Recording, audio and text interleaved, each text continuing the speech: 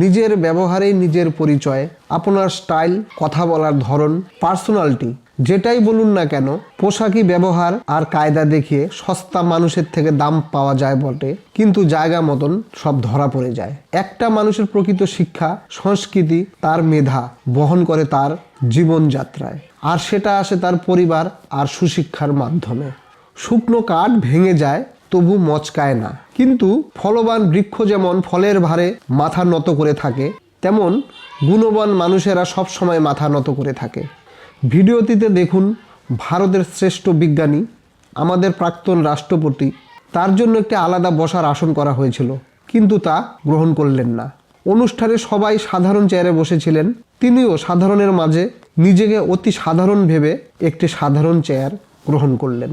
অনুষ্ঠানের কর্মকর্তারা রাষ্ট্রপতির মর্যাদা রক্ষার্থে চেয়ারে একটি সাধারণ তোয়ালে পেতে দিলেন, কিন্তু না, আব্দুল কালাম স্যার সেই তোয়ালিটিকেও সরিয়ে দিলেন। কি বুঝলেন দাদারা, দিদিরা? নিজেদের অবস্থাটা বিচার করুন।